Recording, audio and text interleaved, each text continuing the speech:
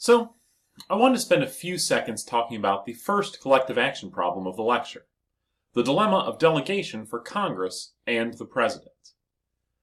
Congress was worried about giving too much power to the President because there were still fears that he could become a dictator, but they realized that they needed to delegate. They couldn't handle all this on their own. It's a classic dilemma of delegating authority to others with worries about agency loss. So, Congress tried to solve this by maintaining the power of the purse, or the authority to appropriate money to the different agencies. They don't control policy directly, but they do control the money that goes to the agency, which gives them a pseudo-authority relationship with the different parts of the bureaucracy.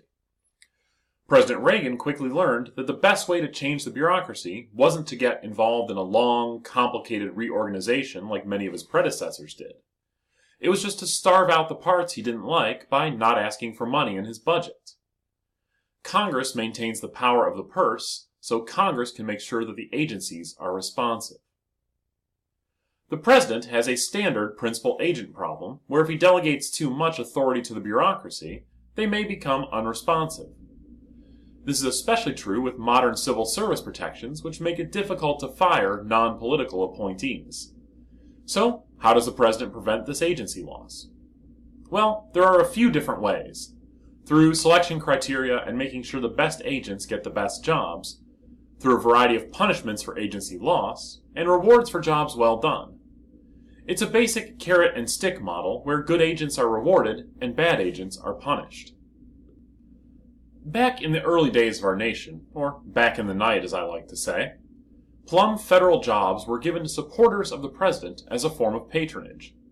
Donate some money, organize voters, or otherwise help the candidate get elected, and you or your nephew can have a great job.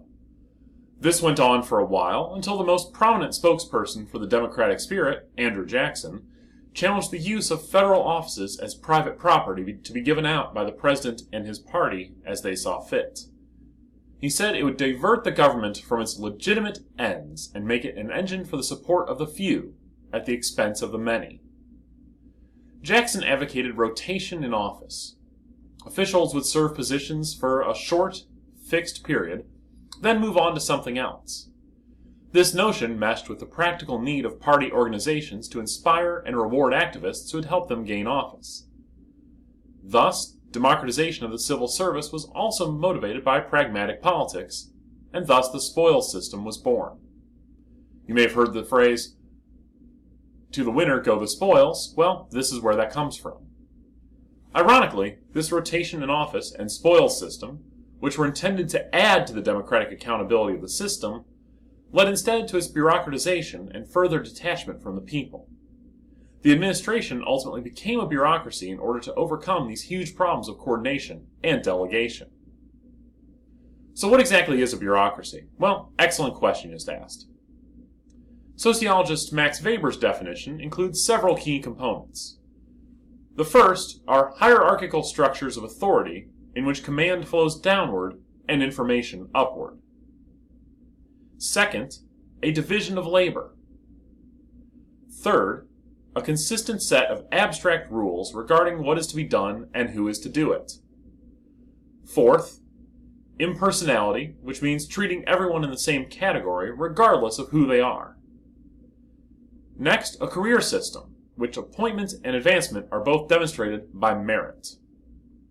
There's also considerable job security, and finally, specified goals toward which the collective action is aimed. Under President Jackson, the federal administration did not become fully bureaucratized. The principle of rotating people around didn't allow for the development of government service as a career with job security and advancement based on merit. There are trade-offs, right? Life tenure and longer terms of service give the people a chance to get better at their jobs and become true experts. But lifetime security can also lead to shirking responsibility. If you can't be fired, many people won't work hard. The chance for career advancement is supposed to encourage people to work harder and to try and excel, but if you're rotated out after a time regardless of skills and achievement, then why bother trying to do well and serve the people? Around the time of Jackson, we're also approaching the Industrial Revolution, where we start to see new problems with government, combined with a desire for honesty and efficiency from our government. We needed experts, not amateurs, so it's time for the civil service to begin.